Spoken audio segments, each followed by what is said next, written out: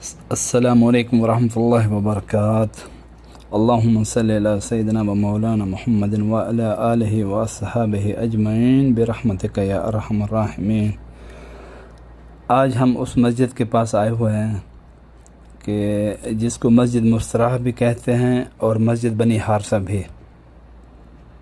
یہ مسجد جو ہے اس مسجد میں آقا علیہ الصلوۃ والسلام نے غزوہ احد سے واپسی پر جب آپ یہاں پر تشریف لائے تو اس مسجد میں آپ نے استراحت فرمائی، آرام فرمایا، کیونکہ راستہ طویل تھا تو آپ تھکے ہوئے تھے، تو اسی لیے آپ نے جو یہاں پر آ کے ریسٹ کیا صحابہ کرام کے ساتھ۔ اور اسی مناسبت سے جو ہے وہ اس مسجد کو مسجد مستراح بھی کہتے ہیں، جس کا معنی ہے کہ استراحہ کرنا۔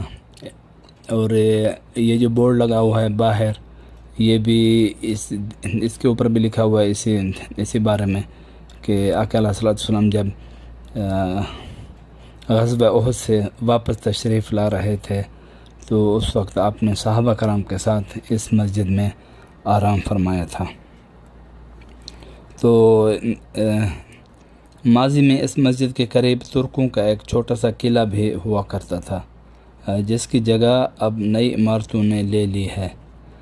اور یہ مسجد شیخین سے بالکل قریب ہے، جس کی میں پہلے ویڈیو بنا چکا ہوں، جس میں آقا علیہ الصلوۃ والسلام جب احد کی جنگ کے لیے روانہ ہوئے تھے تو آپ نے وہاں پر آ کے جو ہے استراحت فرمائی تھی، آپ نے وہاں پر زرہ بھی باندھی تھی اور صحابہ کرام کا چناؤ بھی کیا تھا، جو صحابہ چھوٹے تھے ان کے لیے کہ آپ نے کہاں جانا ہے اور کس نے جانا ہے، کیسے جو بھی ترتیب تھی آپ نے وہاں پر جو ہے وہ فرمائی تھی۔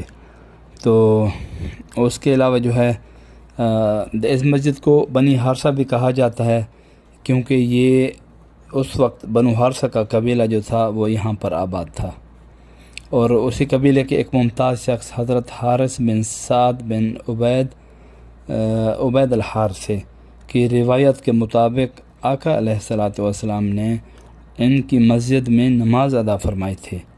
بنو حارثہ اصل میں یہ حرم شرقیہ میں رہتے تھے، لیکن بعد میں وہ مسجد مستراح کے پاس آ کر یہاں پر آباد ہوئے، جہاں پر ابھی یہ مسجد ہے اسی موقع پر۔ تو یہ آپ جو ہے اب یہ دیکھ رہے ہیں ماشاءاللہ کہ یہ مسجد جو ہے مدینہ شریف کی خوبصورت مساجد میں اس کو شامل کیا جاتا ہے۔